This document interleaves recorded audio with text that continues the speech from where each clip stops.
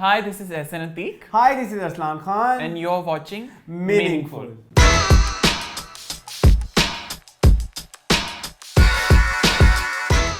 So welcome back with another episode of Meaningful. Hopefully आपका रमज़ान का जो थर्ड क्वार्टर है वो अच्छे से चल रहा होगा. और आज 24th रोज़ा होगा. आज 24th ऑफ रमज़ान है.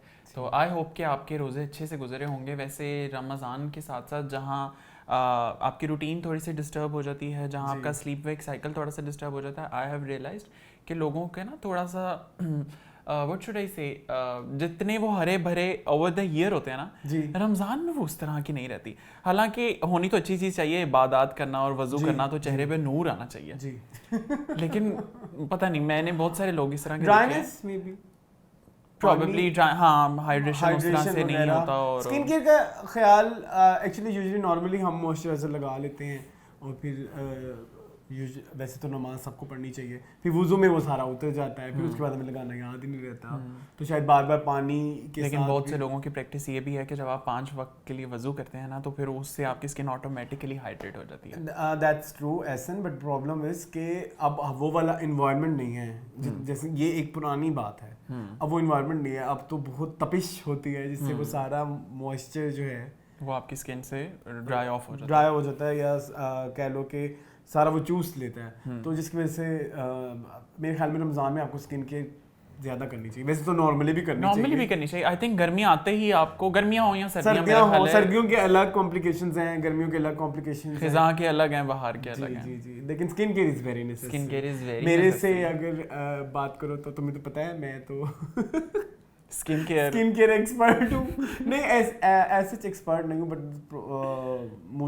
मेरे अंदर एक थोड़ी सी होती है कि मैं स्किन की चीज़ों से रिलेटेड मुझे थोड़ी नॉलेज होनी चाहिए. और बहुत ज़्यादा. और मैंने एक चीज़ रियलाइज़ की, जिस बंदे को स्किन केयर की इतनी ख़ास कोई वो लोग तवज्जो नहीं देते, मेरे साथ ज़रा बिठा दें उन्हें 1-1.5 घंटा, तो मैं उन्हें स्किन केयर पे ले आऊँ. ये आप वैसे मेरे से एग्री करेंगे कि आपको भी मैंने ही शुरू कराई थी स्किन केयर प्रॉपर वाली.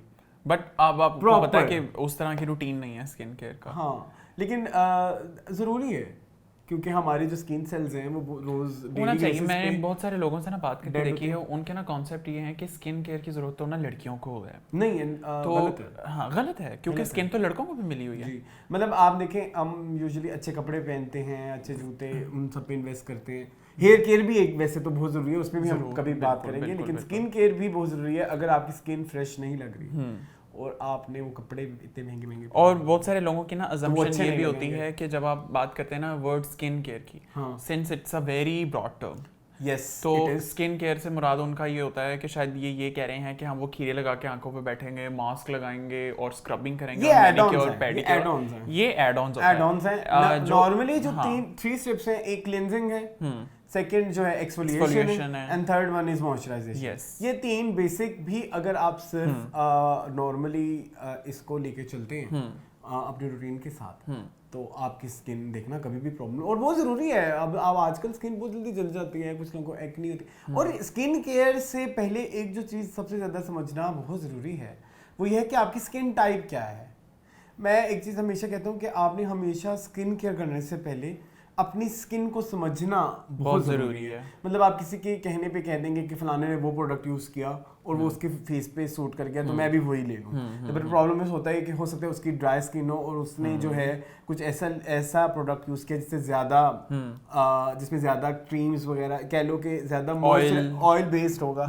और जबकि आपकी नहीं ऑयल बेस्ड होगा और आपकी जो है वो ऑयली है, और जब आप वो फेस पे मजीद ऑयल्स लगाएंगे तो आपको फिर एक्ने हो जाएगी. तो स्किन केयर से पहले के कुछ स्टेप्स और कुछ कह लीजिए कि उसकी रिसर्च बहुत ज़्यादा है कि आपकी स्किन टाइप क्या है, आपकी स्किन किस तरह से रिस्पॉन्ड करती है. और एक चीज़ भी ध्यान में रखना बहुत ज़रूरी है कि कुछ प्रोडक्ट्स इस तरह से नहीं होता कि अगर कोई बंदा कोई एक रिजीम फॉलो कर रहा है तो वही रिजीम आप पे भी अप्लाई होगी. क्योंकि इसमें बहुत ज़्यादा ज़रूरी ये भी होता है कि हो सकता है उस बंदे की खुराक डिफरेंट हो, आपकी खुराक डिफरेंट है, उसका वाटर इनटेक डिफरेंट है, आपका वाटर इनटेक डिफरेंट है, तो वो सेम प्रोडक्ट हो सकता है सेम रिजल्ट्स ना लाए.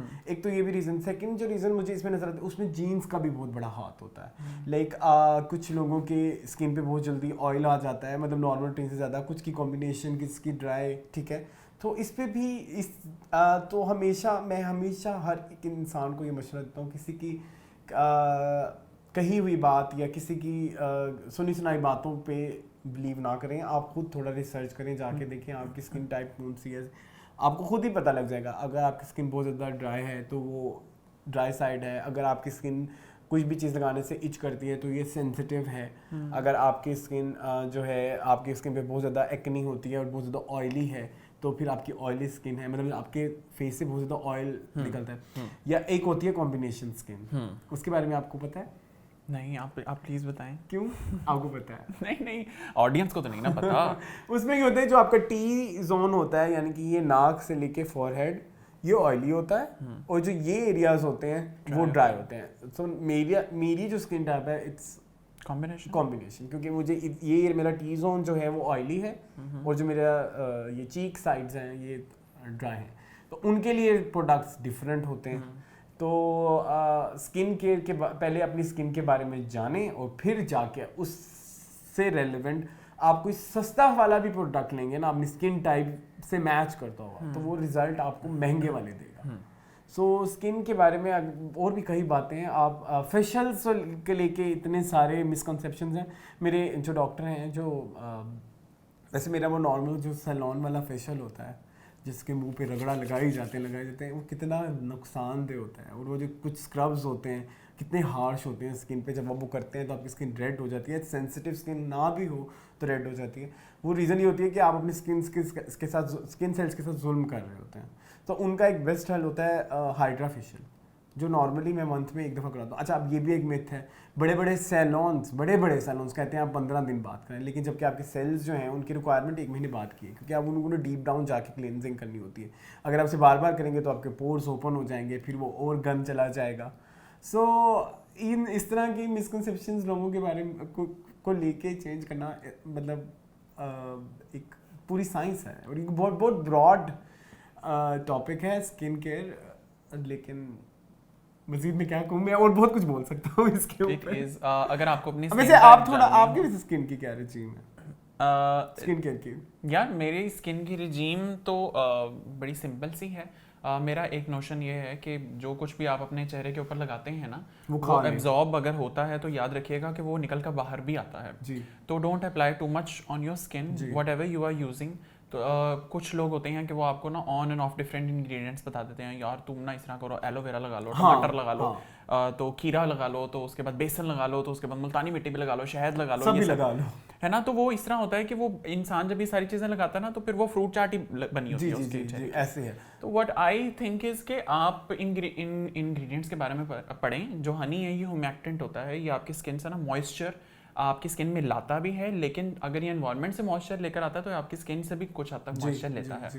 उसके बाद अगर आप लोग ग्लिसरीन यूज करें, ये मोटे मोटे कुछ इंग्रेडिएंट्स होते हैं जो लोग यूज करते हैं और बगैर सोचे समझे करते हैं। अब ग्लिसरीन जो होता है वो बड़ा थिक एक सब्सटेंस होता है, तो आप जब उससे फेस पे लगाते हैं, एक तो वो ग्रीसी बहुत होता है, दूसरा ये कि वो थिक होता है तो वो डस्ट को कैप्चर करता है जी, और फिर पोर्स के अंदर फिर गंद, पोर्स के अंदर गंद और फिर एक्ने बन जाता है। ठीक है। अच्छा, अब अगर आप बहुत ज्यादा मुल्तानी मिट्टी यूज करते हैं, नो डाउट मुल्तानी मिट्टी is one of the best thing. Glycerine से रिलेटेड एक मिसकंसेप्शन लोगों की और भी है, वो भी मैं बता दूं। कुछ लोग ग्लिसरीन वगैरह का कुछ मिक्सर बनाते हैं ना, जिसमें ग्लिसरीन को थोड़ा सा यूज करते हैं। अब वो ग्लिसरीन वाला मिक्सर मुंह पे लगा के बाहर चले जाते हैं, धूप से एक्सपोजर होता है और वो धूप को फौरन पकड़ता है। एग्जैक्टली। और फिर मजीद गलत इंपैक्ट, फिर उन्होंने दोबारा शुरू किया, मुझे तो ग्लिसरीन ने फर्क, आपने ग्लिसरीन सही लगाई ही नहीं। एग्जैक्टली, वो उनका आइडिया ही होता है कि यार हम ग्लिसरीन लगाकर बाय गए थे तो हम पांबड़ बनकर वापस आ गए। तो ये बनना ही था आपने, वो आपने बनना ही था, क्योंकि आपने किया ही गलत है। उसके बाद एक और इंग्रेडिएंट होता है बेस्ट टोनर जिसे कहते हैं। नहीं, मैं रोज वाटर की, वो हमारी मुल्तानी मिट्टी रह गई। हाँ, मैं अभी मुल्तानी मिट्टी पे भी आता हूँ। आपने धूप की बात की तो मैंने उसको बताना था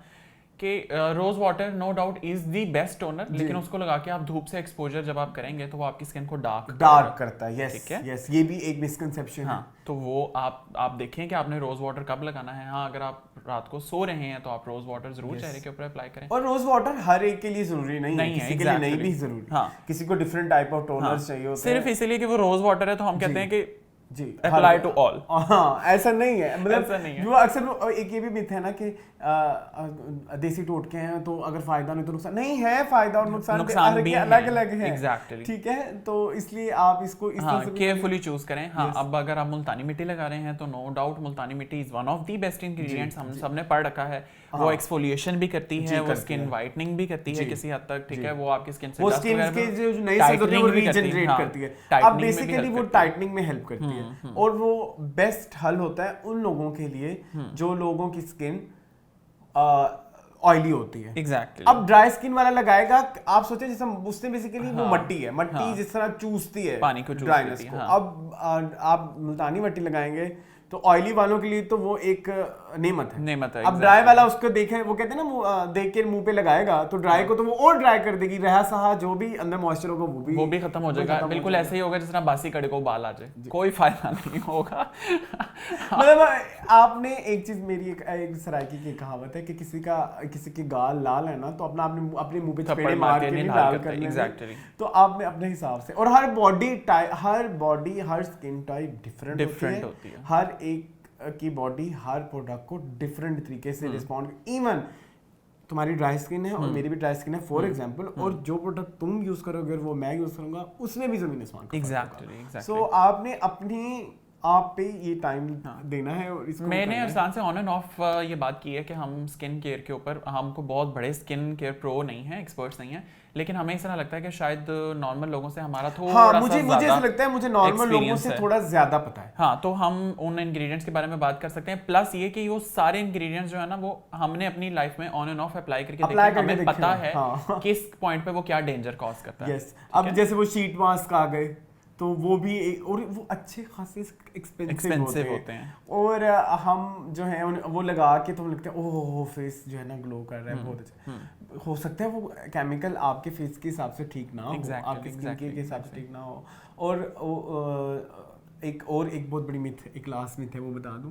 बताओ। एक आइटम होती है, अब हम थोड़ा केमिकल्स के बारे में बात करते हैं। हाइड्रोनिक एसिड ओके ठीक है। अच्छा, इसके बारे में एक मिथ ये है कि हाइड्रोनिक एसिड का जो हमारी मार्केट में जो कंपोनेंट मिलता है ना वो मॉलिक्यूल आपकी स्किन में पेनिट्रेट कर ही नहीं पाता अनलेस कि वो एक हाई लेवल का हो, हाई कंसिस्टेंसी का हो। लेकिन जो हमारी मार्केट में लोग दड़ो दड़ बेच रहे हैं हाइड्रोनिक एसिड 500 रुपए का 700 रुपए का, जी वो नहीं वो आपके साथ धोखा हो रहा है, आप महंगे प्रोडक्ट ले रहे हो। सो ये भी एक मिथ है कि हाइड्रोनिक एसिड जो है मार्केट में आम मिल रहा है तो वो मुंह पे सिर्फ इसलिए कि वो सीरम के ऊपर या डब्बे के ऊपर लिखा हुआ है कि इसके अंदर हाइड्रोनिक एसिड है तो लोग धड़ाधड़ उसको खरीद लेते हैं। वो भी एक और उसका कोई रिजल्ट नहीं आता, ठीक है, नहीं आता क्योंकि वो आपकी स्किन में पेनिट्रेट ही नहीं कर रहा। चाहे वो हाइड्रोनिक एसिड होगा, आप उसे केमिकल लैब में जाके टेस्ट कराएंगे वो हाइड्रोनिक एसिड होगा, लेकिन वो उस कंसिस्टेंसी का उस मॉलिक्यूल लेवल का नहीं होगा कि जो स्किन के जो अंदर की जो एक लेयर, स्किन की भी लेयर्स होती है ना, कभी उसमें भी बात एपिडर्मस, डर्मस, एंडोडर्मस, तुम्हें पता होगा। तो जो लास्ट वाली लेयर होती है उस तक पहुंचना हाइड्रोनिक एसिड का मकसद होता है। तो वो मॉलिक्यूल आपकी लास्ट लेयर तक जाएगा नहीं तो आपकी स्किन ब्राइट। अच्छा, जल्दी से हम इस तरह करते हैं कि एक average day to day regime बता दो इनको। मेरी डे टू डे रिजीम ये है कि आप दिन में 2 दफा मुंह धोएं, एक सुबह उठते ही और एक रात को लाजमी धोएं, क्योंकि सुबह जो है ना वो सही सेल जो है ना वो डेड सेल आपको पता है ना वो कर रहे होते हैं, रीजनरेट हो रहे होते हैं, तो जितने भी होते हैं वो निकल जाएंगे। रात के टाइम पे करने का मकसद ये होगा कि दिन भर की जो जितनी भी एक लेयर आपके मुंह पे आई हुई है वो रिमूव हो जाएगी। सेकेंड जो है एक्सफोलिएशन के बारे में बात करूँ, एक्सफोलिएशन बहुत ज़रूरी है। एक्सफोलिएशन सिर्फ फेस की नहीं, एक्सफोलिएशन होता है डेड सेल्स को ख़त्म करना, बेसिकली उनकी डेड स्किन सेल्स हैं कोई ऐसा कोई केमिकल यूज़ करना जो उनको पील ऑफ करते हैं। exactly. उसके लिए मार्केट में एक वो जो स्क्रब वाले होते हैं जो पर्टिकुलर छोटे होते हैं वो बीड्स होते हैं, छोटे होते हैं, ठीक है, और एक केमिकल पील भी होती है। आई प्रेफर केमिकल पील क्योंकि वो जो बीड्स वाले होते हैं वो आपके स्किन को हर्ट करते हैं और स्किन को डैमेज भी करते हैं। सो एक्सफोलिएशन हफ्ते में 2 दफा बहुत ज़रूरी है। केमिकल कर लें तो ज़्यादा अच्छा है। और एक्सफोलिएशन एक और हिसाब से भी बहुत ज़रूरी है, कुछ लोगों की स्किन पे एक्नी होती है। यस अब एक्नी ये होती है कि एक तो एक्नी जैसे मेरी अभी करंटली निकली हुई है, Alright. ये तो चलो समझ आती है कि कहीं एक जगह पे वो इकट्ठा हो गया और वो निकल आया। कुछ लोगों को ये होता है कि स्किन जब डेड स्किन सेल्स को आप प्रॉपर एक्सफोलिएट नहीं करते ना, तो वो जो बैक्टीरिया होता है एक्ने का, वो आपके ऊपर की लेयर के थ्रू आउट रह जाता है, गड्ढे से बन जाते हैं, और फिर उसके बाद बहुत शदीद एक्ने होती है। कुछ लोगों ने आप नोट किया होगा, आपकी बॉडी में भी कुछ पार्ट्स ऐसे होते हैं। अब बेसिकली उस डेड स्किन को ख़त्म करना होता है, सारी गेम उसकी होती है कि वो उस बैक्टीरिया को पहले किल करना है, वो किल होगा तो डेड स्किन जाएगी, नहीं तो बैक्टीरिया जो है वो रीजनरेट होता रहता है, वो तुम्हें पता है केमिकली इसके बिहाइंड जो भी रीज़न है। तो एक्सफोलिएशन इसलिए भी बहुत ज़रूरी है। थर्ड वन जो है वो है मॉइस्चराइज़र। इसके अलावा एड ऑन्स हैं, वो मैं फिर कभी बताऊंगा, लेकिन मॉइस्चराइज़र बहुत ज़रूरी है। धूप में जा रहे हैं तो SPF होना चाहिए एटलीस्ट 50। ऑलराइट, हाँ, ठीक है। SPF is basically skin protecting factor. हाँ, वो एटलीस्ट 50 वाला SPF यूज करें, सन प्रोटेक्टिंग। यस, ठीक है।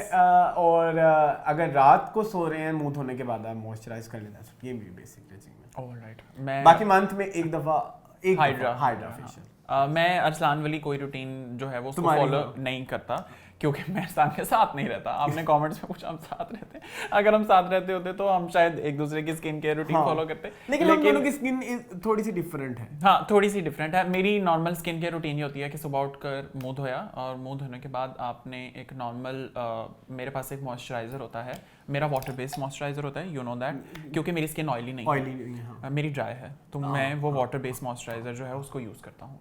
अच्छा, उसके बाद ये है कि मॉइस्चराइज़र आपने यूज़ कर लिया, उसके बाद आपने अपनी डे टू डे एक्टिविटी की। मेरा काम ज़्यादातर सन के साथ एक्सपोजर नहीं होता, तो मैं SPF उस तरह से यूज़ नहीं करता।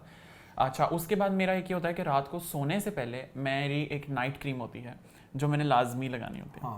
ठीक है, क्योंकि वो नाइट क्रीम जो होती है ना, वो कोलेजन एंड हाइड्रोनिक एसिड और सबके साथ है। तो वही होता है कि वो रात के, मुझे पता है वो नाइट क्रीम। हाँ, तो मेरी ब्रांड एंडोर्स नहीं, हाँ, ब्रांड एंडोर्समेंट नहीं है, आप कोई भी नाइट क्रीम। और इसके अलावा ऐसा जो सबसे इंपॉर्टेंट फैक्टर है, हाँ, वाटर इनटेक और क्लीन फूड। मैं वाटर इनटेक के साथ एग्री नहीं वैसे करता।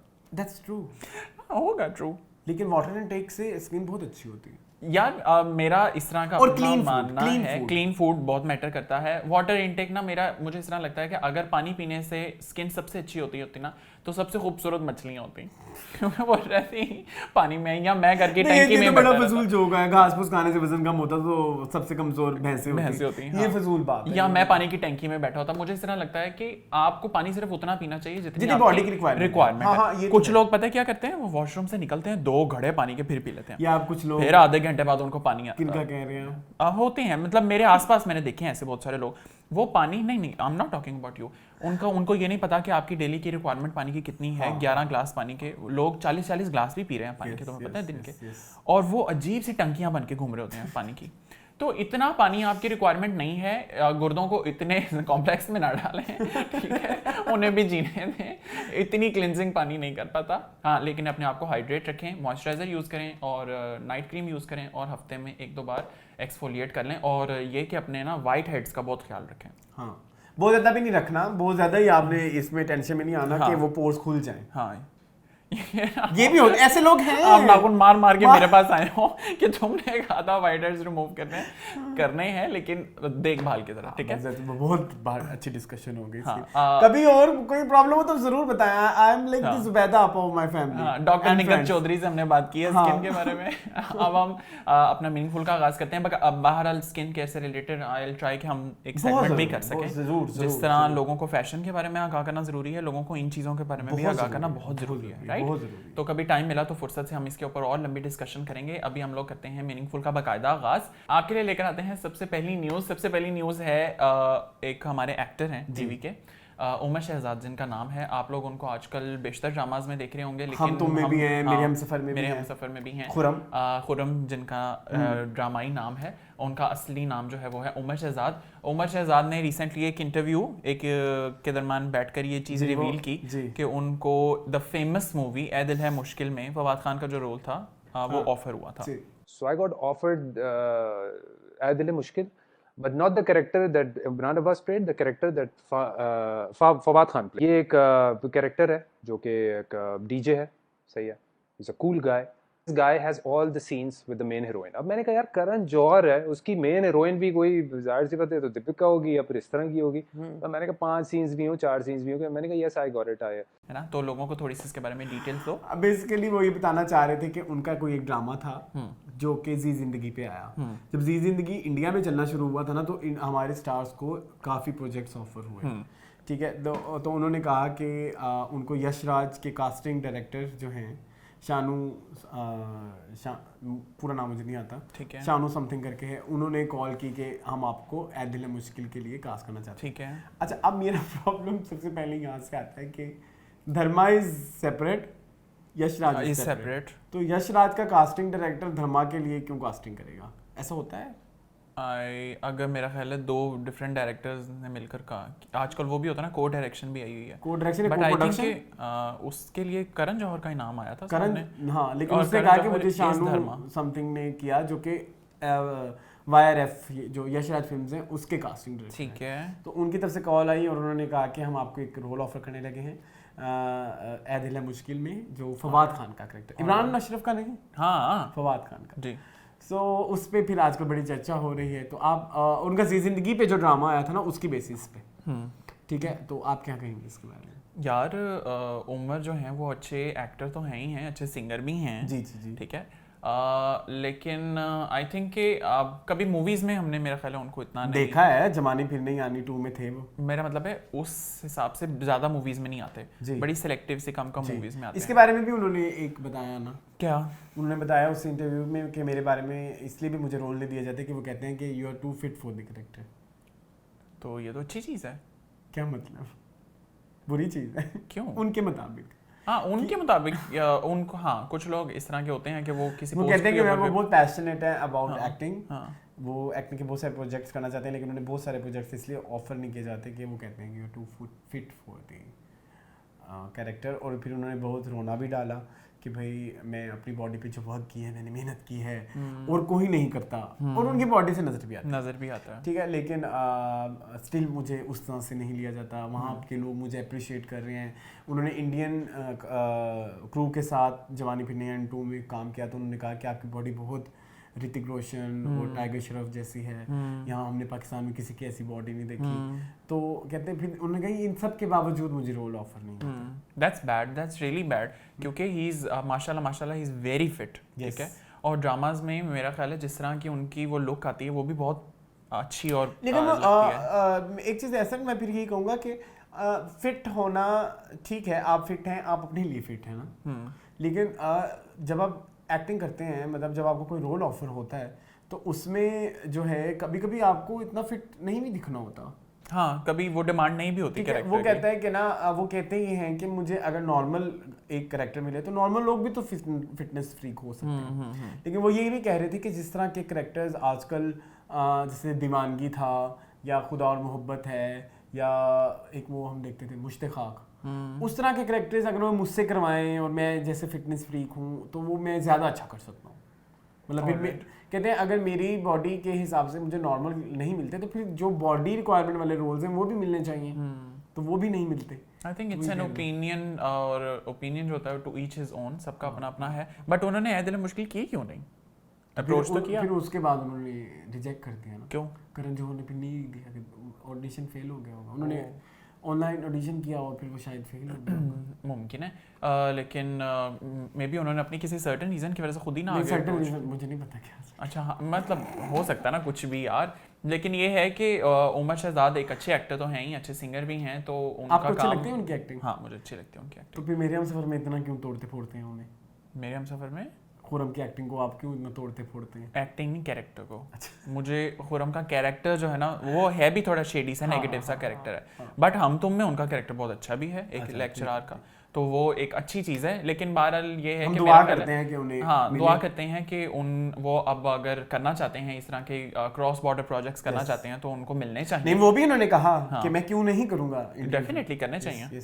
हाँ, अब मेरा ख्याल है कि अब जो एंटरटेनमेंट है ना ये बॉर्डरलेस हो चुकी है, तो ओटीटी के बाद तो बिल्कुल हो चुकी है। हाँ, अगर मनी हाइस्ट स्पेनिश एक प्लेटफॉर्म पे बनने वाला है, मनी हाइस्ट छोड़ो, पाकिस्तान में इतना देखा जा सकता है। वो कौन सा था, स्क्विड गेम्स? हाँ, अब वो तो एक डिफरेंट ही एग्जैक्टली जगह से है ना। हाँ, अंग्रेजों को तो चलो हम भी देखते दुखते रहते हैं, ये हम नहीं देखते कोरियन वोरियन, हाँ तो वो हिट हो गया, तो फिर तो कुछ भी हो सकता है। लेकिन मेरा ख्याल है उमर शहजाद को ज़्यादा से ज़्यादा काम करना चाहिए और पाकिस्तान में भी उनको अच्छा एक क्वालिटी वर्क मिलना चाहिए, because he is one amazing actor. ठीक है, नेक्स्ट चले। अभी हम लोग इस न्यूज़ को करते हैं साइड पर। अब हम लेकर आते हैं एक और न्यूज़। ये न्यूज़ जो है वो एक बहुत फेवरेट है। हाँ मेरी हाँ बहुत फेवरेट है। मेरा ये प्रोजेक्ट ही बहुत फेवरेट है। हम बात कर रहे हैं ड्रामा सीरियल कुद्दूसी साहब की बेवा, जो कि ARY पे नशर होता था, और उस ड्रामे को कंप्लीट हो चुके हैं 10 साल जी। It feels like just yesterday यार। वो आज भी फ्रेश है। मुझे उसमें अच्छी बात ये लगती है कि वो आज भी आप उसका कोई भी एपिसोड देखोगे तो आपको लगेगा कि जैसे ये आजकल के बारे में बात कर रहे हैं। एग्जैक्टली ठीक है, और वो एक कल्ट क्लासिक टाइप चीज बन गई है। क्लासिक जो चीजें होती हैं उनकी खूबी ये होती है कि आप उन्हें, हम समझते हैं, हमारे यहाँ एक मिसकंसेप्शन ये है कि क्लासिक क्या होता है। पढ़े लिखे लोग जानते होंगे, ठीक है, मोस्टली हम ये समझते हैं क्लासिकल, हम समझते हैं फरसुदा चीज को। हम कहते हैं पुरानी क्लासिकल। क्लासिकल इज समथिंग जो हर सीजन में, हर बदलते दौर में वो फ्रेश रहे। ऑलराइट, ठीक है, तो फॉर मी कुद्दूसी साहब की बेवा का वो एक मकाम है कि आप उसे किसी भी दौर में देखेंगे तो, और किसी भी दौर, किसी भी एज के में देखें, बच्चे देखें, बूढ़े देखें, जवान देखें, कोई भी देखें, उन सब के लिए उसमें एंटरटेनमेंट सेम लेवल पे। और सबसे अमेजिंग बात ये है कि उसके लिए एपिसोड की कोई कैद नहीं है। हाँ, आप जोन सी मर्जी एपिसोड उठा कर देख लें। कुद्दूसी साहब की बेवा टेक, हाँ, और हर कैरेक्टर जो है आपको पिछला सीक्वेंस पता होने की जरूरत नहीं है, बस आपको कैरेक्टर्स याद होने चाहिए। मैं usually sitcom, I am not fan of sitcoms, हमने लास्ट टाइम बात की थी, बट ये एक और लेवल है। ये लगता है जैसे खाके होते हैं, या जैसे एक समझ रहे हो, एक कोई पुराने ज़माने में ना वो छोटे छोटे खाके होते थे, 50-50 जैसे था, या स्टूडियो 2.5 था, तो ये मुझे उस तरह से लगता है। तो नहीं, कुद्दूसी साहब की तुम्हारा फेवरेट कैरेक्टर कौन है इसमें? यार मेरा काफी है, क्योंकि हिना दिल पसीन ने तो बहुत सारे कैरेक्टर्स। फेवरेट कैरेक्टर एक तो मेरा शकूरन, तो सबका ही फेवरेट तो वो होना ही है क्योंकि वो जान थी ड्रामे की। रूह अफ़ज़ा, ठीक है, nice. और उसके बाद बंगाली बॉजी वो बहुत फेवरेट है मेरी। और एक वो तुहार वास्ते कटिया बनाई रही एक वो फेवरेट है। और उसके बाद आई थिंक जो उन्होंने किया है कैरेक्टर बद्रिका, नहीं sorry, Wadood Ahmed, Waqar Hussain, I think वो तो पूरे ड्रामे की जान ही वो थे। ठीक है, हर एपिसोड में उनकी कोई ना कोई जो थी ना वो चीज चलती रहती थी। और उस ड्रामे के अंदर बहुत सारे लोगों का डेब्यू भी हुआ था। यस, ठीक है, डेब्यू एज इन किसका? बहुत सारे स्टार्स थे जो डेब्यू नहीं था ऐसे, लेकिन वो उस अपने स्ट्रगलिंग फेज में, जैसे सोनिया हुसैन थी, फिर वो थी एमन मिनाल थी, हाँ, उसके बाद सज्जल थी। इसके अंदर सज्जल का डेब्यू नहीं था, हाँ, डेब्यू नहीं था, लेकिन एक फेज में से गुजरी। मथीरा आई, हाँ, इसके अलावा आसमा अब्बास सोनिया थी उसके हुसैन, अंदर, हाँ, सोनिया हुसैन का भी था, मैंने नाम ले लिया पहले, सोनिया हुसैन का ले लिया। इसके अलावा आसमा अब्बास थी, और एक और कैरेक्टर मेरा दिमाग से चाह रहा है, उनका भी मतलब ये शुरू वाला जो बेसिकली भी रिसेंटली शीदा फिजा वाली हिट हुई थी खातून, वो उनका भी कैरेक्टर था इस ड्रामा में। अम्मी जी प्यास लगी है, पानी लीजिएगा। अम्मी बस खाना आता ही है। अम्मी बस खाना आता ही है। और उसके अलावा शायदा ब्यूटी पार्लर वो तो बहुत अरसे से काम कर रही है ना, वो तो मोनो सलमा में भी थी। यार मेरा फेवरेट कैरेक्टर, वैसे अगर मेरे से पूछो, मेरा फेवरेट कैरेक्टर तो बद्रिका है। ओके, मुझे मांगूंगी नहीं वो खजिस्ता है। ओके बद्रिका वो जो स्कूल की हेडमिस्ट्रेस होती है, हाँ, ठंडी हवा का झोंका, हाँ ठीक है। वो मेरा मोस्ट फेवरेट कैरेक्टर है। इसके अलावा रूह अफ़ज़ा की मम्मा, ठीक है, हाँ, वो मेरा मोस्ट मासद के सो ये दो कैरेक्टर मैंने नहीं, आई थिंक उस ड्रामे के तो कैरेक्टर्स काउंट करना मुश्किल है। हिना दिल पसीन ने इतने सारे किरदार किए हैं। नज़ीर का कैरेक्टर था बड़ा फेमस। और उसके अलावा वो यार भाग के जा और गली के नुक्कड़ से वो लेके आ काली वाली बोतल, क्या नाम था उसका इंस्पेक्टर का? समथिंग पुड़की, शहीना पुड़की, यस। भाग के जाओ गली के नुक्कड़ से वो काली वाली बोतल लेके यही था ना उसका। प्रपोजल का मतलब हम नहीं समझे, छोड़िए। तो मेरा ख्याल है वो ड्रामा नहीं है, वो मेमोरी है पूरी की पूरी। और हम तो बहुत सारे उसके कैरेक्टर्स के साथ रिलेट करते हैं। हर मतलब मेरा दिल से दुआ है इस टीम के लिए कि 10 साल हो चुके हैं, मेरा ख्याल है इतना इंतजार बहुत होता है, प्लीज कुछ करें होना चाहिए। एंड आई थिंक फसी को या तो हमारे चैनल के मीडियम से या किसी तरह ये मैसेज पहुंचना चाहिए कि उन्हें लिखने की जरूरत है दोबारा इस तरह की एक चीज। और बहुत नाम हुआ इस प्रोजेक्ट के बाद उनका भी, और उन सारे कैरेक्टर्स का जिन्होंने किया, लेकिन I miss everything, even Akila का कैरेक्टर होना चाहिए, एवरीथिंग शुड कम बैक, है ना।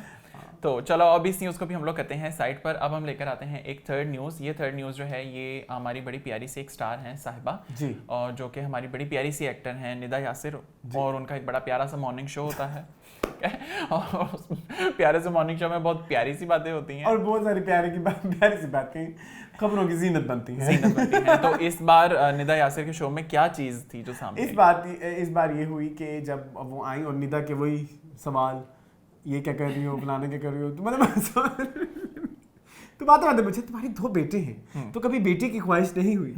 तो फिर इस पे साहिबा ने क्या कहा, आप बताएं। हाँ बताओ ना, मैं फिर इसके ऊपर अपना साहिबा ने ये कहा कि बेसिकली वो कहना क्या चाह रही थी वो समझना बहुत ज़रूरी है। कहती कि वो अल्लाह का शुक्र करती हैं कि उनको बेटी अल्लाह ने नहीं अता की।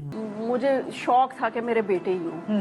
मुझे लगता है कि बेटी अल्लाह ने इस ज़माने में नहीं दी, ये भी अल्लाह का मैं शुक्र अदा करती हूँ, क्योंकि बेटी जो है पहले उसको ये होता है कि पहले उस पर प्रेशर बहुत ज्यादा होते हैं बेटियों के, जिंदगी भर वो अपनी कभी मनमानी कर ही नहीं सकती। आपको फिर ये लगता है कि पहले माँ बाप का प्रेशर, फिर मियाँ का प्रेशर, अपनी कोई मर्जी, अपनी कोई जिंदगी लाइफ में लड़की की नहीं होती। हमारे ही नहीं होती। क्या प्रेशर है तुम्हें मेरी तरफ से या अम्मी की तरफ से था?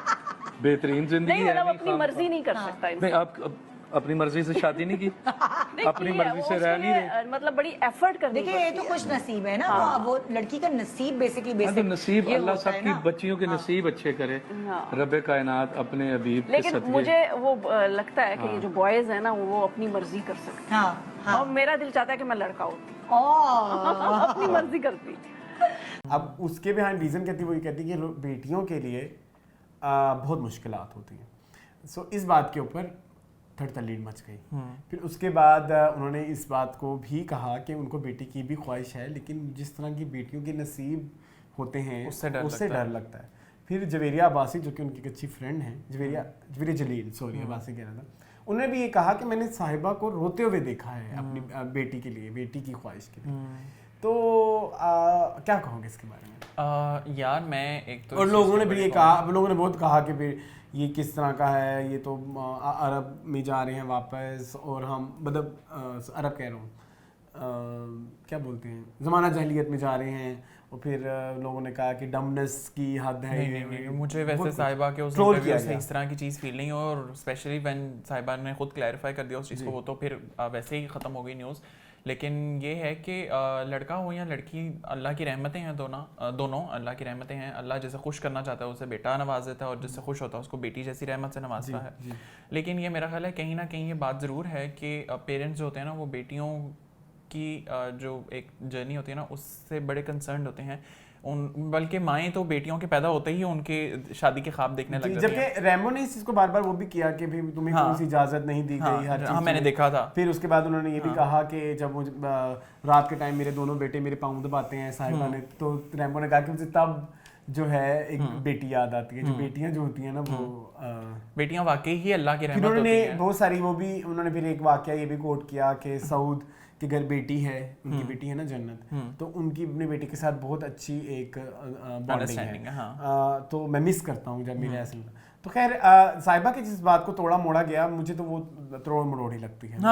ठीक है, मुझे ऐसा लगता है कि जो अच्छा तुम अभी बात कंप्लीट कर। अच्छा, मैं उसके ऊपर ये कह रहा था कि यार सबसे पहले तो आई थिंक अल्हम्दुलिल्लाह वी आर वेरी ब्लेस्ड कि हमारी बहनें हैं, and we are very glad कि उनके होने से एक वो चीज़ है ना कि ममता का एहसास होता है वो डबल हो जाता है। कि अगर माँ कभी घर से चली भी जाए कहीं बाहर तो एक आपको एहसास होता है कि ठीक है मेरी बहन जो है वो घर में है। लेकिन ठीक है, लोगों का डर जो है वो भी अपनी जगह पे मेरा ख्याल है बड़ा वाजिब है कि बेटियों का जो एक नसीब होता है ना, हर एक तो बंदा ये दुआ करता है कि हमारी जो बेटी है वो प्रेडिक्टेबल होता है कि शादी वक्त से हो जाए, तालीम अच्छी हो, आगे जाके ससुराल अच्छा मिले, और सबसे बड़ी बात कि वो क्या है वो कल होना हो मूवी में वो जो अलका के एक गाना है चंदा मेरी चंदा, हाँ नहीं, वो जो शादी पे हो रहा होता है और उसमें वो लाइन आती है कि ना जम्मिया ते कि ना ले जानी। हाँ। तो वो बड़ी एक दर्दनाक सी लाइन है। नहीं, दर्दनाक के अलावा अच्छा, मुझे साहिबा की स्टेटमेंट से कोई एतराज नहीं मुझे है। भी कोई एतराज नहीं मुझे इसलिए भी एतराज नहीं है, या तो आप इतना कंफर्टेबल माशरा बनाए ना कि लोग ख्वाहिश करें कि हमारे यहाँ बेटियों, आपका माशरा इतना गंदा है, आपके लोग इतने गंदे हैं, आप अपने बेटों की तरबियत पहले अच्छी कर लें। या आप साहिबा ने अगर ये कही तो फिर साहिबा का एक फर्ज बनता है कि वैसे तो मुझे उनके बेटे बड़े सुलझे हुए लगे, मैंने वो इंटरव्यू देखा कि हमने बेटों की तरबियत ऐसे करें कि हमारी बेटियों के लिए महफूज माहौल हो जाए ना। तो आपके सामने कितने इस तरह के गंदे गंदे वाक़या आते हैं। देखो, जब किसी ने गैरत के नाम पे कत्ल हो गई, कोई जो है अभी रिसेंटली एक किस्सा आजकल चल रहा है जिसे अगवा कर लिया गया। तो क्यों ना लोग डरें बेटियां पैदा करने जब हमारा माशरा सेफ ही नहीं है। नहीं, मेरा ख्याल है जब बेटों की तरबियत अच्छी होगी तो बेटियों का नसीब खुद ब खुद अच्छा होने लग जाएगा। नसीब है भी तो उन्हीं की वजह से। तो उसमें बहुत बड़ा मैटर लड़कों की तरबियत का है। नहीं, मैं इस बात से स्ट्रांगली एग्री करता हूँ कि अगर हम अपने माशरे को सिक्योर बनाना चाहते हैं तो सिक्योरिटी जो है वो आपके अपने घर से होनी चाहिए। अगर आपको ये फील होता है कि मेरे घर की खवातीन बाहर आजाद आना जा सकती हैं, तो इसका कहने को ये बड़ा फैंसी लगता है, ओ लड़कियों को ये। आप जरा माशरे में आए ना, आप लोग तो उठते बैठते हैं ऐसे स्कूलों कॉलेजों में जहाँ पे इस तरह की चीजें हैं। जरा आप आए ना छोटे, जरा आपकी बेटियों को सफर करना पड़े ना बसों में, जिस तरह कंजस्टेड या झूम से निकलना पड़े, तो जिस तरह पता लगे ना आप बस स्टॉप पे खड़ा, ये सब जिन लोगों ने कमेंट किया ना, इनके घर अपनी अपनी लड़की की अलग अलग कार है, उसने अलग अपनी यूनिवर्सिटी जाना है, स्कूल ये वो उसे प्रॉपर पॉकेट, इनको क्या पता कि जो ये वही लोग हैं। मैं वही कह रहा हूँ कि इन्होंने नहीं देखा हुआ कि औरत की क्या स्ट्रगल है। तो उस स्ट्रगल से हर एक को डर लगता है यार। नहीं, डेफिनेटली। और मेरा ख्याल है कि माशरा सिर्फ औरत ही क्या, सबके लिए सिक्योर होना चाहिए। आपके बच्चे सिक्योर होने चाहिए, आपके बुजुर्ग, खवातीन। किसी बेचारी लड़की का नंबर किसी के लग जाए तो पता नहीं मिस कॉलों से मार ही देंगे ना उस बेचारी को। एग्जैक्टली है मुश्किल। आप सिर्फ लड़कियों के डीएम्स देख लें, उसमें किस तरह का वाहियात कंटेंट लड़के जो है वो शेयर करते हैं। लड़कियों के लिए स्ट्रगल लड़कों से ज्यादा है। I absolutely agree. और मैं साहिबा की उस स्टेटमेंट से भी काफी हद तक एग्री करता हूँ। मुझे उस स्टेटमेंट से और बीइंग पेरेंट आपके लिए ये बहुत एक चैलेंज है कि आपके बच्चे स्ट्रगल से गुजर रहे हैं। एग्जैक्टली तो दैट्स फाइन। नहीं, मेरा ख्याल है साहिबा की स्टेटमेंट स्पेशली जब उन्होंने क्लैरिफिकेशन और एक और बात सब छोड़ो, आप लोग स्टार्स के बच्चे नहीं बख्शते, कंजरा दे बच्चे आ गए नहीं। आप कभी जाके देखना नीचे, कंजर दा बच्चा भी कंजर, ऐसे कहते हैं लोग, कहते हैं। आप लोग ये नहीं देखते तो फिर किसी को अच्छा लगेगा उसकी औलाद को गालियां पड़ रही हैं। यार मेरा ख्याल है इसके लिए बड़ी अच्छी एक क्लैरिफिकेशन जो है ना, शायद आउट ऑफ कॉन्टेक्स्ट है, नरगिस ने दी थी नरगिस का। हाँ एग्जैक्टली, ठीक है, वो हमने बड़ा प्यारा वो मेरा ख्याल है कि अगर आपने नहीं देखा तो जरूर जाकर देखें। जो क्लैरिफिकेशन उन्होंने दी है ना कि जब हम इज्जत से कमाने भी आए हैं, आप लोगों को तब भी मसला है जी कि दुनिया खा गई है करता तो हुन ऐथे आ गई है। मुझे था कि मैं हम उस न्यूज़ को इंक्लूड करेंगे, लेकिन हम बातों में ही वो आ गई। मेरा ख्याल है नरगिस ने बड़ा अच्छा और करारा जवाब दिया और बड़े खूबसूरत तरीके से। मुझे बड़ी पसंद आई वो वीडियो, जिस तरह नरगिस ने सोशल मीडिया वालों के मुंह पे चपेड़े मारी है ना। Very nice. होता है अरसलान इस तरह। आप कभी इन स्टार्स के कमेंट सेक्शन जाकर देख लो, अल्लाह माफ करे आपके कानों को हाथ लग जाता है। और जितना शिर्क वहां हो रहा होता है ना, जितनी गैर इस्लामी बनाने के चक्करों में जितना गैर इस्लामी कंटेंट आप उनके लिए छोड़ते हैं ना, तो लानत हो आपके ऐसे इस्लामी होने पर। हाँ एग्जैक्टली। और मेरा ख्याल है आप अपनी लैंग्वेज के लिए खुद जिम्मेदार हैं। इसके लिए अगर किसी ने कम कपड़े पहने हैं, किसी ने किसी पोज में पिक्चर ली है, आपके लिए बहुत इजी है, आप वो ना देखें। जरूरी नहीं है कि आपकी उंगलियां कीबोर्ड पे थिरकने लग जाएं और उनका आप नाच दिखाएं कीबोर्ड के ऊपर। आप अपनी ठीक है उसको स्वाइप कर दें और आगे चले। हाँ हम भी आगे चलते हैं। अब हम इस न्यूज़ को भी करते हैं साइड पर। अब हम एक बड़ी स्ट्रेंज सी न्यूज़ लेकर आते हैं। डॉक्टर स्ट्रेंज, हाँ ये हम डॉक्टर स्ट्रेंज की लेकर आए हैं। मार्वल की एक और प्रोडक्शन जो है डॉक्टर स्ट्रेंज, हाँ वो अब आ रही है मंजर आम पर जी नेक्स्ट फ्राइडे। हाँ और नहीं इस फ्राइडे जो अभी कमिंग फ्राइडे नहीं, उससे अगला फ्राइडे। और मसला एक और हो गया, वो अरब कंट्रीज में बैन हो गई है। जी क्यों? क्योंकि उसमें एक लेस्बियन कैरेक्टर है। ठीक है, तो वो अरब कंट्रीज अपने चैनल्स पे दिखाना नहीं चाहते, चैनल्स नहीं अपने सिनेमास नहीं दिखाना चाहते। So what's your take on it? Very strange. No it's not strange. उनका अपना वो है, अपना लॉ है, अपनी वो है, वो जिसको चाहे बैन करे जिसको ना बैन करे, हम कौन होते हैं? नहीं, the point which I am raising is कि सिनेमा किसी एक बंदे या एक स्क्रीन का नाम नहीं है। सिनेमा बहुत सारे लोगों की एक गैदरिंग का नाम है। बट वहाँ पे बहुत सारी चीजें और भी बैन है ना। हाँ, वहाँ पे बहुत कुछ बैन है। आप उनके सोचो, वो सिर्फ एक बात पता है कहने की हद तक अरब कंट्रीज में आपको बात पता है, अरब कंट्रीज में रोड पे जाते हुए उनके जो बादशाह है ना, उनके बारे में अगर आप कुछ बोलेंगे ना, वो भी बैन है। आप उनके खिलाफ ऐसे पब्लिकली नहीं बोल सकते कि वो लोग गंदे हैं, फलाने हैं। वहाँ पे तो बहुत कुछ बैन है ना, वहाँ तो अभी भी गुलामी और अच्छा वहाँ पे बहुत कुछ बैन है, लेकिन बहुत कुछ वो तो अंडर द टेबल तो हर चीज चल रही है। वो तो पाकिस्तान में भी चल रही है, बहुत कुछ सब कुछ चल रहा है पाकिस्तान में। हमने बहुत सारी चीजें बैन कर रखी हैं, लेकिन वो बैन सिर्फ दिखाने की हद तक है, बैन बैन बैन, लेकिन अंदर खाते सब कुछ चल रहा है। तो ऐसे related are you interested in seeing Doctor Strange? Have you seen? No, मैंने मार्वल कोई नहीं, मेरा मार्वल वाला मेरा टेस्ट नहीं है। आई लव मार्वल सीरीज, मुझे पता है यू लव दैट, बट मेरा ज़ौक नहीं है। ज़ौक नहीं है। अच्छा, इसके लिए कह रहे हैं कि हो सकता है पाकिस्तान में भी ये मूवी बैन हो जाए इसी रीजन की वजह से।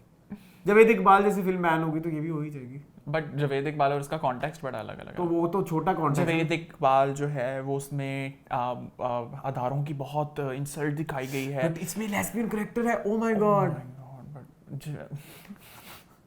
तो उसका एक फायदा है, उसका एक फायदा है। क्या फायदा? उसका फायदा ये है कि जो ईद पे रिलीजेस आ रही है ना, उनको अच्छा बिजनेस मिल जाएगा। हाँ, लेकिन मेरा ख्याल है सबके अपने अपने नसीब का है। वैसे ये भी है ना? That's true. अब अगर मुझे कुछ मूवीज को छोड़कर डॉक्टर स्ट्रेंज, कौन सी मूवी कुछ मूवीज को छोड़कर ये डॉक्टर स्ट्रेंज देखने का मौका मिले तो व्हाई वोंट आई?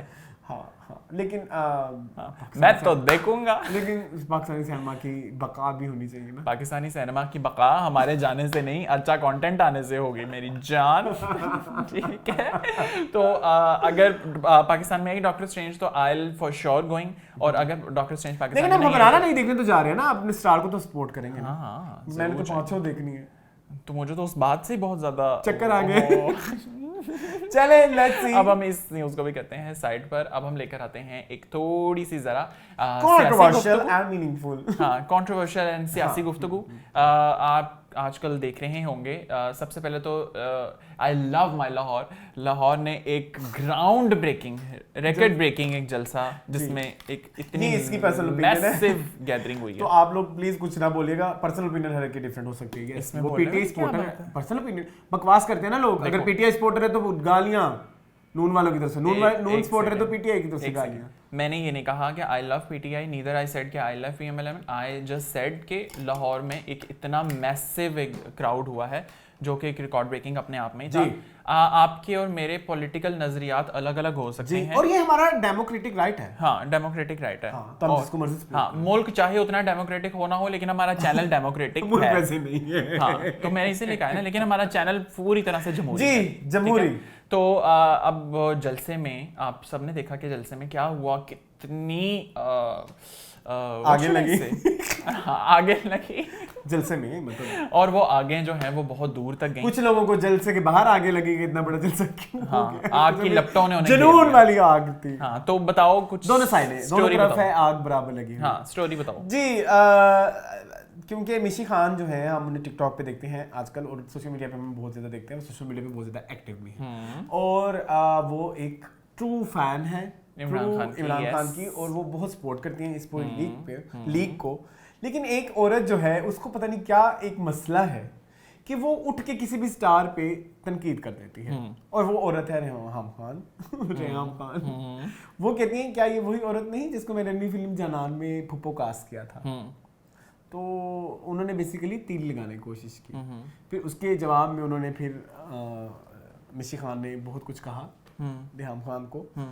तो क्या कहेंगे आप इसके बारे में? यार, मैं इस चीज़ के ऊपर ये कहना चाहूँगा कि ये वही औरत नहीं जो जिसने जानान में पुप्पो का किरदार अदा किया था, तो ये भी वही औरत नहीं जो कि एक बैड एक्स की एग्जांपल है। जी, वही औरत है ना जी, जो एक उस रिश्ते से बाहर आने के बाद उसने बिल्कुल सब चीज़ें भुला दी और कहाँ क्या क्या नहीं उगला। ठीक है, तो मेरा ख्याल है आप भी वही औरत हैं जिनको इज्जत उन्हीं से मिली थी, और जिल्लत भी इसी वजह से ही मिल रही है, और उसी वजह से आपका पाकिस्तान में नाम हुआ। हाँ, आप तो पूरी जिंदगी बाहर मुल्क में थी, आपका काम क्या है इधर आके सियासत? ये मेरा एक ये भी बड़ा रोना है कि जो लोग जिंदगी भर मुल्क से बाहर रहे हैं, उन्हें क्या पता मुल्क की क्या, हमारे मुल्क की क्या नीड्स हैं, हमारे मुल्क की क्या प्रॉब्लम्स हैं। तो तुम वो कौन सी औरत हो तुम भी तो फिर इसी पाकिस्तान में आई ना कमाने के लिए, और इसी पाकिस्तान में आके तुमने फिर फिल्म भी बनाई, तो अपनी किताब लिखी जी, और उस किताब में बहुत ज्यादा जिंदगी भर यूनिवर्सिटी बच्चे तुम्हारे बाहर पढ़ते रहे, ठीक है, तो क्या पाकिस्तान के लिए तुम कर रही हो? मतलब उस औरत को, मेरा तो ये सिंपल जवाब है। आई पर्सनली थिंक कि सबसे पहले तो आपके पॉलिटिकल डिफरेंसेस असाइड, लेकिन कैरेक्टर असैसिनेशन जो है ना ये कहीं भी गलत है, ठीक है। तुम्हारे मेरे बेशक नज़रियात अलग अलग हों किसी चीज़ को लेकर, लेकिन जब हम एक दूसरे के ऊपर बात करना शुरू करेंगे तो हमें पता है हम ऑफ द ट्रैक हो जाएंगे। लेकिन कभी कभी ना, अच्छा इस चीज़ में अच्छा अब ये एक गलत चीज़ है कैरेक्टर असैसिनेशन करना, बट रेहाम खान जिस तरह की हरकत कर रही हैं फिर उन पे इस तरह की जवाब आने चाहिए, और फिर उनके कैरेक्टर पे बातें होती हैं। यार देखो, जैसा मुंह वैसी चपेट होनी चाहिए, ठीक है। आप इस तरह नहीं कर सकते कि आप फ्रीडम ऑफ स्पीच का कहकर इतनी लिबर्टी ले लें कि आप कुछ भी किसी भी प्लेटफॉर्म पे कहीं भी कभी भी बोली जा रहे हैं। लेकिन रेहाम तो बहुत बोलती हैं मीडिया इंडस्ट्री से रिलेटेड, तो वो हर एक को टोकती फोकती रहती हैं। रेहाम को मेरा ख्याल है थोड़ा सा एक शटअप कॉल मिलनी चाहिए, एक चेक होना चाहिए रेहाम खान को अपने ऊपर खुद एक करना चाहिए कि एक सबसे पहले तो एज अ लेडी आपके अंदर एक डिग्निटी होनी भी चाहिए है। तो अगर आप एक लेडी की ही कैरेक्टर असैसिनेशन करिए तो सबसे पहले एक तो बात ये है कि अगर औरत ही औरत की दुश्मन बनी हुई है यहाँ पे, तो हम क्या करें? हम चेज़ा लें, हम मजा लें, या हम अफसोस करें? अच्छा, इसके अलावा आपसे मेरा एक आम जो लोग देख रहे हैं उनसे भी एक सवाल है, करंटली रेहाम खान क्या है? क्या उनकी कोई एनजीओ है? I don't think so. Journalist थी वो, किस न्यूज़ चैनल पे वो मुंसलिक हैं? I don't think so. किस पॉलिटिकल पार्टी के साथ वो मुंसलिक हैं? I don't think so. क्या वो MNA MP हैं? नहीं है। आई डोंट नो। तो फिर क्या है? ये एक सोचने वाला सवाल है। मुझे रेहाम खान में सिर्फ तब तक ही इंटरेस्ट था जब तक वो इमरान खान की अहलिया थी और उनके साथ एक ज़िंदगी के सफ़र में शरीक हयात थी। उसके बाद जो रेहाम खान ने किया है ना, आई am sorry, I am not that kind of audience जो इस चीज़ को पसंद करे। सो मैं शायद उनके परस्तारों में से नहीं होऊंगा। उनके परस्तार कह सकते हैं, हम पर तनकीद कर सकते हैं, लेकिन परस्त क्या करती क्या है ना, मैं वही पूछ रहा हूँ ना। जर्नलिज्म में है ना, आपकी शोहरत की वजह ये कि इमरान खान की आप अहलिया रह चुके हैं, दैट्स इट। उसी का ही आप खा रही हैं, उसी का ही आप निकाल रही हैं। अगर आप लोगों को उनका ये टेक ठीक लगता है तो मैं आपके साथ शायद अग्री नहीं करूंगा, लेकिन मैं आपको इस चीज़ के ऊपर कुछ नहीं कहूँगा। ठीक है, आपका एक डिफरेंट ओपिनियन हो सकता है, मेरा एक different opinion, but as a person, as a very neutral person, I did not like it. मुझे जहाँ इमरान खान के कुछ काम पसंद है, मुझे वहाँ पे कुछ शहबाज शरीफ के भी काम पसंद हैं, तो मैं किसी पार्टी को यहाँ पे सपोर्ट नहीं कर रहा। But the narrative that I want to build is कि जो रेहाम खान कर रही हैं वो मुझे एज एन ऑडियंस नहीं अच्छा लग रहा। इट्स नॉट नाइस टू सी। अब न्यूज़ को भी करते हैं साइड पर। अब हम लेकर आते हैं second last news. Second last news जो है, हम 2 मूवीज़ आ रही हैं जी। और क्यों आ रही हैं? क्योंकि वो आ रही हैं, क्योंकि वो बन चुकी हैं तो उन्होंने आना भी तो है जी, है ना। तो बताओ कौन सी 2 मूवीज? एक तो है रिश्ते के बारे में जरा आप बताएं। हाँ, रिश्ते मूवी से मेरा कोई रिश्ता नहीं है, ठीक है। मैंने रिश्ते मूवी का ट्रेलर देखा है जी, और आपको बहुत शायद नजर आए, हमारे पुराने एक्टर हैं। हाँ, और उस रिश्ते मूवी को देखने के बाद मुझे ये फील हुआ कि मुझे टीवी स्क्रीन से अपना रिश्ता खत्म कर देना चाहिए जी, क्योंकि एहसन को मैंने वो ट्रेलर दिखाया और मेरे से पूरा नहीं देखा। 1.5 मिनट के बाद एहसन ने कहा प्लीज इसे हटा दो, मेरे से देखा नहीं जा रहा। यस। तो आपका उसके ऊपर क्या टेक है? मेरे से भी नहीं देखा गया। आपसे भी नहीं देखा गया? उसका ट्रेलर से ये बताओ कि टेक होम मैसेज क्या है, सब्जेक्ट क्या है मूवी का? रिश्ते। 2 भाइयों की शायद स्टोरी है, कोई एक ले जाओ और एक दे जाओ, कुछ इस तरह से कि अपना एक बेटा ले जाओ और एक बेटा मुझे दे जाओ। अच्छा, होगा कोई अपना एक बेटा दे जा और दूसरा बेटा ले जा। Family politics. ओके, आप देखने जाएंगे ये? एक्चुअली लोगों के लिए मुझे देखनी पड़ेगी। हाँ, देखो ना, मजबूरी जब पैरों में हो तो कितना नचाती है। लोगों के लिए देखनी पड़ेगी। अगर मैं बात जैसा रिव्यू के लिए मुझे देखनी पड़ेगी, लेकिन अगर मैं बात करूं एज एन ऑडियंस तो I am sorry, don't want to watch. चलो हम फिर इस तरह करते हैं कि रिश्ते मूवी से थोड़ा सा अपना रिश्ता खत्म करते हैं और चलते हैं एक दूसरी मूवी की तरफ, विच इज चौधरी। यस। अच्छा, मुझे ना ये देखनी ये थी कि चौधरी जो है वो एक बायोपिक है। हाँ, चौधरी द मार्टर जी, जिसके राइटर हैं ज़ीशान जुनैद और इसके डायरेक्टर हैं अजीम सजाद एंड नेहा लाज। यस, और नेहा लाज प्रोडक्शंस जी, और इनकी स्टारिंग में है जी अरबाज खान है, शमून अब्बासी हैं, सना भी हमें नजर आई और यासिर हुसैन भी, ज़ारा आबिद हैं जी। और ये एक बायोपिक है।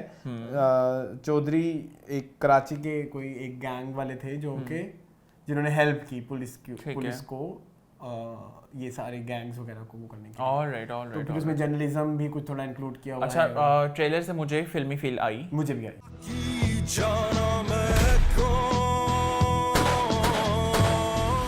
मुझे अच्छी लगी, और प्लस ये कि शमून अब्बासी के 2 प्रोजेक्ट्स आ रहे हैं ऊपर नीचे जी, एक आयशा उमर के साथ जो आ रहा है और एक अब ये वाला आ रहा है, तो I am excited to see the work. और प्लस ये कि पाकिस्तान में एक टाइम बाद ठीक है फिल्में आ रही हैं, आप जरा सब स्टैंडर्ड सी लेंगे, लेकिन चलो कोई नहीं, सिनेमास की थोड़ा जरा वो कॉमेडी जरा खत्म हुआ है, अब थोड़ा सा जरा हम सीरियस टॉपिक्स थोड़े पे हम भी आए डिफरेंट टॉपिक्स देखेंगे, वरना वो बहुत हो चुका था आज फेयर एंड लवली।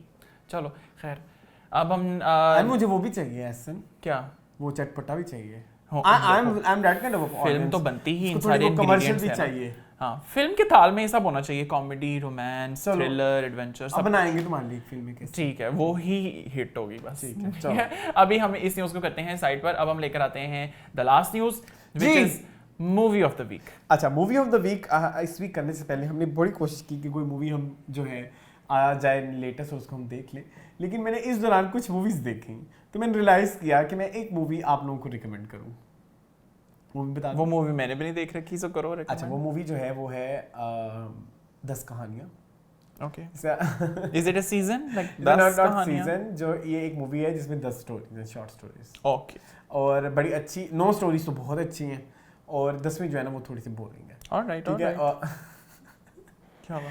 मेघना गुलजार का पता है आपको? है मेघना गुलजार, जिसने राजी डायरेक्ट की थी। हाँ, और तलवार, वो उन एक शॉर्ट स्टोरी उन्होंने भी की है, संजय गुप्ता एक डायरेक्टर उन्होंने भी की है, और रोनित रॉय, डिफरेंट डायरेक्टर्स हैं, डिफरेंट, हर शॉर्ट स्टोरी का डिफरेंट डायरेक्टर, डिफरेंट एक्टर है उसमें। अमेजिंग। उसमें एंथोलॉजी मूवीज इनको बोलते हैं, जैसे लव स्टोरीज है, और इसके अलावा और कौन सी मूवी है इसमें की हॉरर? यार नीना गुप्ता की भी तो आई थी एक, कौन सी, जिसमें नीना गुप्ता थी, वो जो लड्डू बनाती होती थी।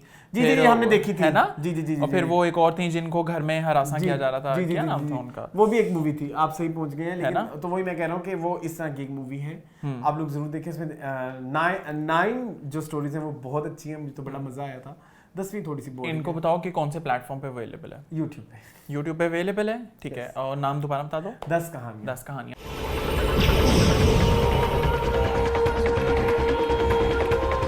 आप लोग लाजमी जाकर देखें, और ड्यूरेशन भी बता दो कितना लंबा है। 2 घंटे की मूवी है, इसमें 10 कहानियां हैं। 2 घंटे की मूवी में 10 कहानियां कवर हो जाती हैं, और कुछ कहानियां तो बहुत ही इंटरेस्टिंग, 20-20 मिनट की। हाँ, ऑलराइट। तो आई थिंक शबाना आज़मी की कहानी है इसमें, शबाना आज़मी और नसीरुद्दीन शाह आपस में हैं। चलो, आई गो एंड वॉच, क्योंकि 2 घंटे में अगर आपको इतना एक अच्छा पैकेज मिल जाए तो व्हाई नॉट। ठीक है, अब इसको भी करते हैं क्लोज, और अब हम अपना लास्ट एक सेगमेंट होता है मीन कमेंट्स। जी, मीन कमेंट्स शुरू करें। मीन कमेंट्स को चलो हम करते हैं एड्रेस। मैं जरा ये खोल लूं जी।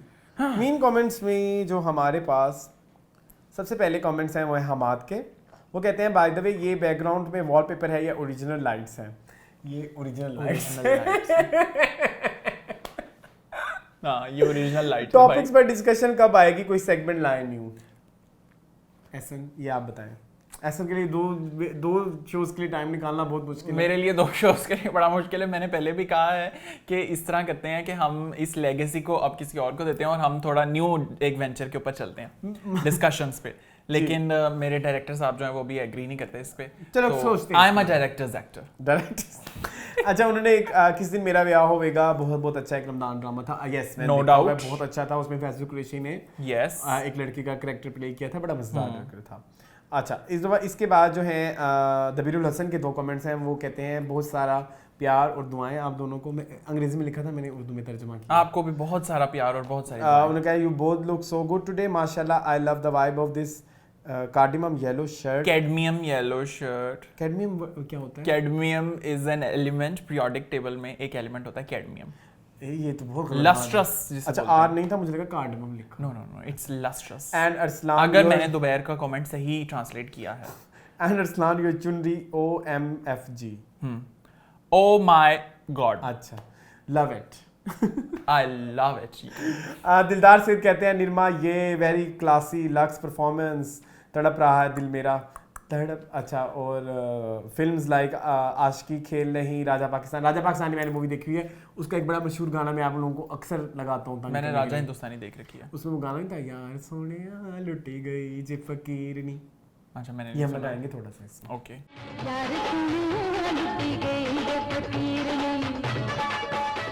ठीक है। And the beautiful film by Usman Peerzada starring her and Babar Ali. अच्छा दिलदार, मैंने आपको एक चीज़ करनी है। मुझे जो नीलिमा की सबसे ज़्यादा मूवीज़ दो बहुत ज़्यादा पसंद है। एक है मेहंदी वाले हाथ, उसमें उनका साइड रोल था, एंड सेकंड वन इज एक लव स्टोरी जो सजाद हसन का, पता है आपको? सजाद अली सिंगर है, वो एक्टर थे उसमें। किसको? नीलिमा के ऑपोजिट। वाओ, उसमें वो गाना था तेरे और मेरे घर के बीच में उमर ब्लॉग्स कहते हैं Ahsan I like the yellow you are wearing I don't know why but I can't choose these colours while shopping I think I should start watching a show about fashion well the comment session is the best way to get reviews from the viewers. अच्छा मैं उमर नाम है इनका? Yes Umar, मैं आपको एक चीज़ बताऊं कि एक तो ये कि मुझे ब्राइट कलर्स पहनना बहुत पसंद है। मुझे ब्राइट करे इससे, हाँ, थोड़े जरा एक जो होते हैं ना जानदार से रंग, वो पहनना बड़े पसंद है। मेरा ना पर्सनली वो टेस्ट नहीं है हल्के और मरे मरे से रंग पहनने का। तो मुझे मेरा बड़ा दिल करता है कि मैं डार्क कलर्स पहनूं, और मैं इस्लाम से हमेशा कहता हूँ कि if there is any dark colour give me, I will wear it. You know I can wear red and all those, red, orange, bright वाला, पिंक। वो तो तुम्हें जबरदस्ती मैंने पहनाया था, बट स्टिल मैंने उसके ऊपर कोई ऑब्जेक्शन नहीं उठाया। तुम्हें वो ब्राउन याद है? वो भी तुमने बड़े रो के पहना था, लेकिन वो तुम्हें बहुत सूट किया था। सब ब्राउन, वो हुंजा वाला। हाँ, लेकिन ये है कि मैं पहन लेता होता हूँ ब्राइट कलर्स, और मेरा ख्याल है कि जिंदगी में आपको ये चीजें एक्सपीरियंस करनी चाहिए। ये हल्के हल्के रंग आप जो है ना, नेशनल एजुकेशन देखें ना, उसमें हम एक चीज हमेशा कहते हैं, हाँ, एक एक्सपेरिमेंट तो एक सीजन में कर ही लेना चाहिए। हाँ, कर ही लेना चाहिए। चले इमाम मुझे कहते हैं असल में नुमान जाज साहब मी टू के हामी नहीं है। उन्होंने इफ़त उमर के एक प्रोग्राम में बताया था, उन्होंने आयशा उमर को यही बताने की कोशिश की है। ऑलराइट, ठीक है, आप अगर हामी नहीं है तो फिर आप वो बात इधर भी ना करें ना, डायरेक्टली इनडायरेक्टली आप फिर मीटू पे बात ही क्यों कर रहे हैं? अगर आप हामी नहीं है तो आप सिंपली मुंह बंद रखें उसके ऊपर। इसके बाद असद व्यूज कहते हैं पर्सोना में एक दिन आप एसन का इंटरव्यू करें और एक दिन एसन आपका इंटरव्यू करें। हम आप लोगों के बारे में भी जानना चाहते हैं कि आप क्या करते हैं, एजुकेशन क्या है, क्या चल रहा है। सब राज बता दूं तुम्हें, दोस्त बना नहीं अभी हम बताएंगे रिसेंटली। कितने राज है मुझ में। नहीं ईद पे बताऊं क्या हो जाएगा। हाँ, हम कुछ प्लान कर रहे हैं, लेकिन लेट्स सी। अगर आप दोनों बड़े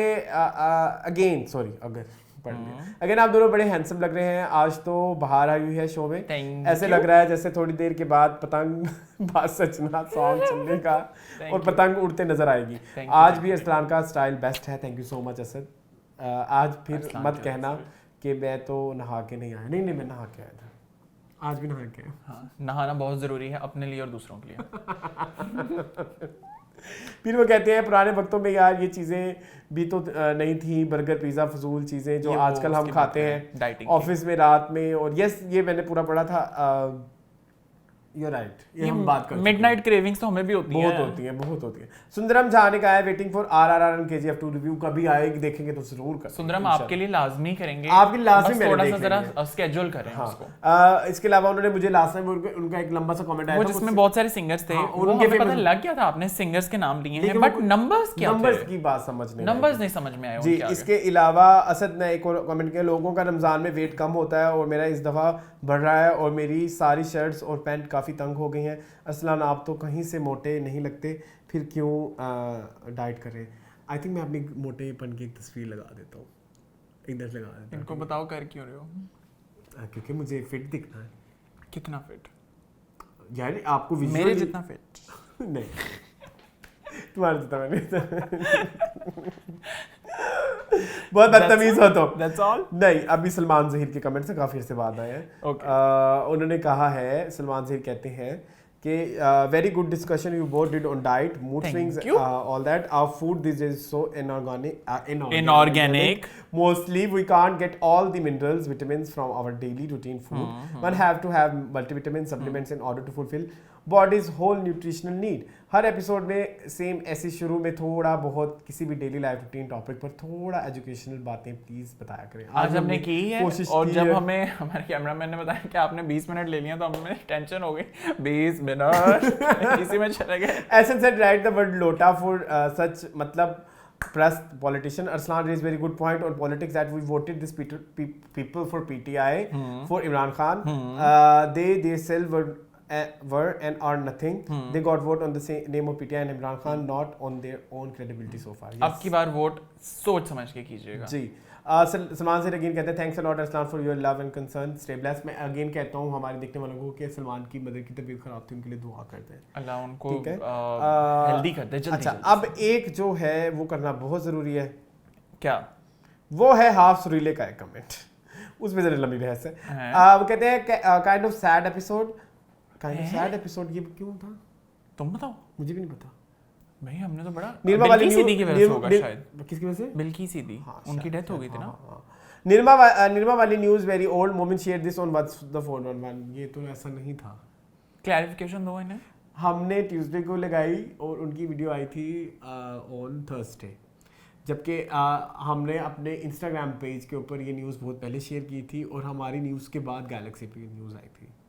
तो हमने किसी का कंटेंट कॉपी नहीं किया, ठीक है, और मैं ये भी नहीं कहूँगा कि उन्होंने हमारा कंटेंट कॉपी किया। ये न्यूज़ एक न्यूज़ है, वो सबको पता है, सब अब आज साहिबा वाली न्यूज़ थी, अब वो सबको पता थी, तो वो क्या कॉपी होता है। हाँ वैसे मैं भी इस बात को कहना चाहता हूँ कि हाफ सुरीले तो नहीं होगा इनका नाम, कुछ और ही होगा इनका नाम, लेकिन आपका जो भी है हाफ सुरीले, कुछ न्यूज़ जो होती है ना वो हम लोग डिस्कस कर लेते हैं, लेकिन हमारा ना एक वीडियो का एक पैटर्न है। लेकिन निर्मा वाली न्यूज़ पता नहीं कितने अरसे से चाह रहा था, ये इंसान मुझे नहीं करने दे रहा था, लेकिन मैंने इस दफा मैंने कहा मैंने करनी है, याद है तुम्हें? हाँ जी, मैं हर एक देखें, मेरा एक अपना ओपिनियन है, मैं हर न्यूज़ से शायद अग्री नहीं करता हूँ, लेकिन मैं डायरेक्टर्स एक्टर, तो मुझे करना पड़ता है मुझे करना पड़ता है। हाँ, मेरे को कराया जाता है मैंने नचाया जाता है, अच्छा बस फिर मैं नच दी। अच्छा बस कर दो। तो वो एक चीज़ ही होती है कि एक तो ये कि हमारी वीडियो का टाइम आगे पीछे शायद हो सकता है, लेकिन ऑन द रिकॉर्ड हमें ये पता होता है कि हम कुछ चैनल से पहले डिस्कस कर रहे हैं ये न्यूज़। हाँ, आप तक पहुंचने में देर से देर हो सकती है क्योंकि हमारा एक टाइम है। हाँ, और इसके अलावा न्यूज़ तो सबके लिए सेम है ना, मतलब, और वैसे भी अभी हमारे इंडस्ट्री में भी इतने कोई लिंक्स नहीं है कि हमें अंदर की खबरें आती हों। तो उनके पास तो है। हाँ। चलो खैर कोई नहीं, हमें तो अंदर की खबर मिल भी जाए तो हम इसलिए डिस्कस नहीं करते कि कच्ची ना हो। संडे हाँ, चलो कोई। लेकिन खैर आप लोगों का बहुत बहुत शुक्रिया इतने प्यार का, और हम लोग इसी तरह कोशिश करते रहेंगे कि हम अपना कंटेंट मजीद बेहतर कर सकें, because room for improvement is always there. एक वो न्यूज़ देनी थी। अच्छा, जाते जाते वाले कमेंट्स शुरू करते हैं। जाते जाते आप क्या कहना चाहेंगे? नहीं, आप पहले बताओ। मैं पहले कहना चाहूँगा कि मीनिंगफुल इस वीक आ रहा है, नेक्स्ट वीक मीनिंगफुल नहीं है, क्योंकि नेक्स्ट वीक आप लोग ईद मना रहे होंगे, हो सकता है मीनिंगफुल की जगह कोई और वीडियो आ जाए। तो अब प्लान तो कुछ ऐसे किया हुआ है, ना भी आएगा तो माफ कीजिएगा, तो फिर हम आपसे मिलेंगे 2 हफ्तों के बाद इंशाल्लाह, ईद के बाद। ईद वाले वीक के बाद हम आपसे मिलेंगे मीनिंगफुल में। तब तक आपको ईद मुबारक, आपके रोजे भी सारे हो गए होंगे, और ईद पे आपने अच्छे से ईद सेलिब्रेट करनी है। अगेन से ईद हमें तोहफा है हमारे खुदा की तरफ से, और आपने ईद को अच्छे से सेलिब्रेट करना है।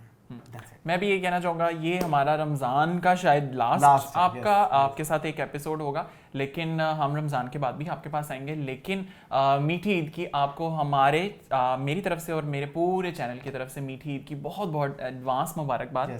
अल्लाह करे कि ये ईद सबके लिए बहुत बहुत बहुत अच्छी और खुशियों से भरी हो, और ईद के ऊपर ज़्यादा से ज़्यादा रमज़ान की कमी पूरी करें, खाएं, और मज़े मज़े की डिशेस तो ईद पे बनती ही हैं, गैदरिंग्स भी करें, सोएं भी, लेकिन ईद सो करना गुजारें। ठीक है, मैंने लास्ट टाइम बहुत ये बात की थी। ईद पे मेरा ख्याल है वो एक बड़ा एक ख़ास ओकेजन होता है, आप लोग मिलें अपने प्यारों से और ईदियाँ भी करें, और अगर दिल करे तो ईदी भेज दें। ईदी भेज दें। अच्छा, इसकी जैज़ कैश में आपको नीचे हमारे इंस्टाग्राम आपको नीचे मिल जाएंगे, तो इसको आप पर्सनली कांटेक्ट कर देना। I'll give you my PayPal, उधर कर दीजिएगा। पाकिस्तान में नहीं चलता।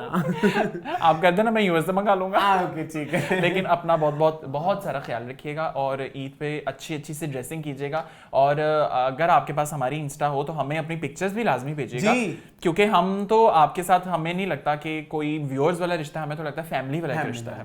ठीक है, तो हमें तो आप सबके नाम भी याद हैं, और हमें बड़ा अच्छा लगता है आप लोग कमेंट्स करते हैं। लेकिन इंशाल्लाह आपसे मुलाकात होगी ईद के बाद, और तब तक हम आपको बहुत ज़्यादा मिस करेंगे। लेकिन that's it, I think. Thank you so much for watching this video. मज़ीद इस तरह की वीडियोस देखने के लिए हमारे चैनल को सब्सक्राइब कीजिए। मुझे इनको और मुझे दीजिए इजाज़त। अल्लाह हाफ़िज़।